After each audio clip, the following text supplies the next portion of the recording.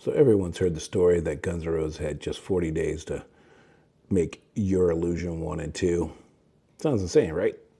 Well, yeah, because it's not true. Let's clear things up really fast. Those albums were not recorded in 40 days, okay? So the recording process stretched.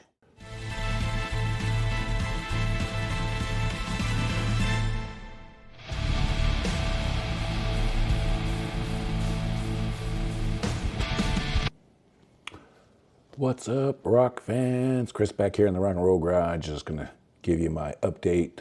So I spent, about a week listening to Guns N' Roses' Use Your Illusion 1 and 2, and want to give you my honest opinion about these records, because when they first came out, my musical direction was going in a different direction, and I got kind of pissed at Guns N' Roses because they kept jerking us off. They just kept fucking jerking us off. And, well, then you get Use Your Illusion 1 and 2, which to me seems more like a bloated vanity project. At least that's what they call it in a B movie, for sure. A bloated vanity project. We get every song that, they recorded and wrote from 1989 to 1991. Where the 40 days comes in is, well, we had 40 days to get the record done. Which really happened was Gavin's like, fuck you guys. You know what? You can kiss my ass. You need to get this record done. You're jerking us off. We signed you.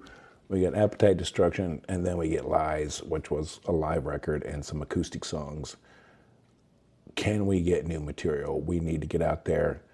The musical atmosphere was changing. Nirvana, Pearl Jam, Soundgarden, Red Hot Chili Peppers, King's X. I can just go on and on and on about what was going on in the music scene at that time, and Guns N' Roses was not being very relevant.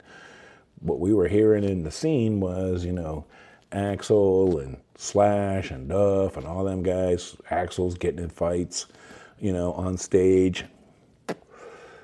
Slash, well, a great guitar player, but he was, pretty much getting fucked up all the time. And Duff, well, he had a huge, I think at the time, a heroin addiction, actually.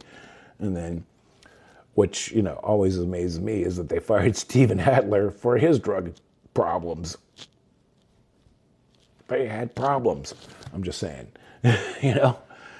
So they finally, in 1991, when, music had just gone in a totally different direction and changed, we get Use Your Illusion 1 and 2. I'm thinking they could have cut this down into probably one record and made a really good record, and not all this crappy excess. This is what we get. This is crappy. This is excess. This is people telling them no. Not telling them no. I'm sorry. Not telling them no. Because on this record, I feel like there's a couple songs on here. I'm like, this is the same song as Use Your Illusion 1. And then there's just covers and it just pissed me off,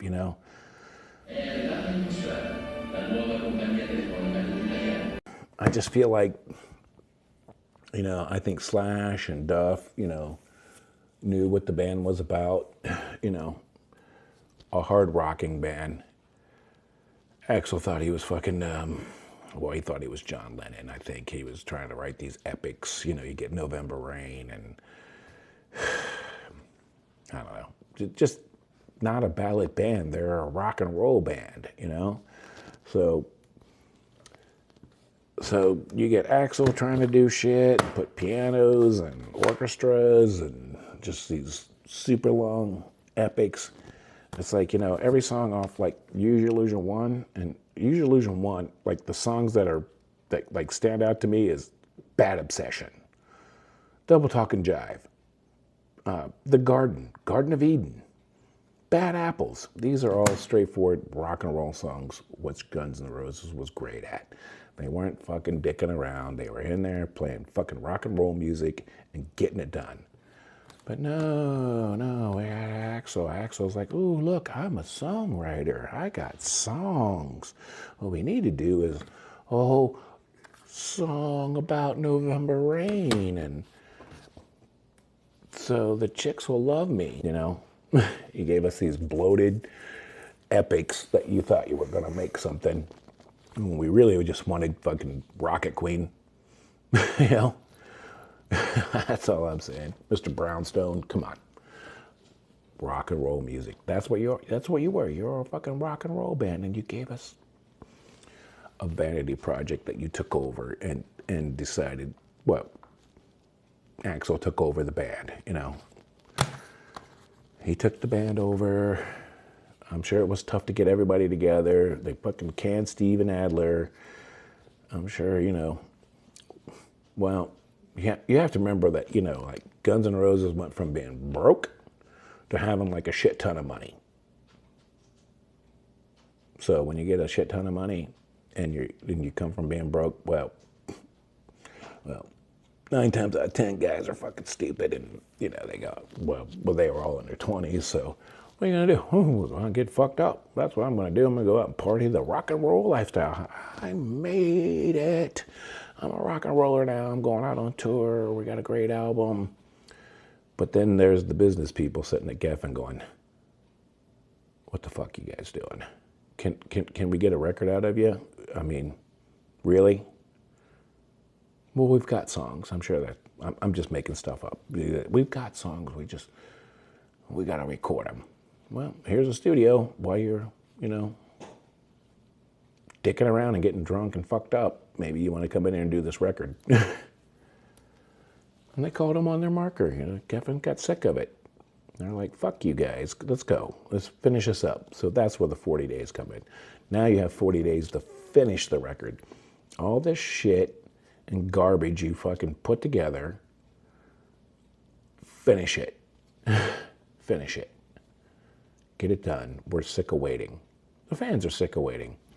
But then the music changes and all the shit, and Guns N' Roses drops this fucking 2-record epic that they made us fucking pay for, both of them. Still pisses me off today. Still makes me mad. I don't know why. But like I said, there's good songs. Some of that's just some garbage on there. I just don't think Guns N' Roses was a ballad band, or I don't know. Sometimes you got to get laid, right? Anyway, that's my take on Use Your Illusion 1. I think it's a huge bloated vanity project. There are great songs on it. There's some standout tracks that I love. I think The Garden with Alice Cooper is fucking great. Bad Obsession, Bad Apples. Awesome songs. Coma. I like Coma a lot. It's a long song, but I like Coma a lot. I think it's fucking good. But overall, you could have made one record. That's all I'm saying. That's it for me. Thanks for listening. This is Chris at Here It Is Rock Talks. Peace.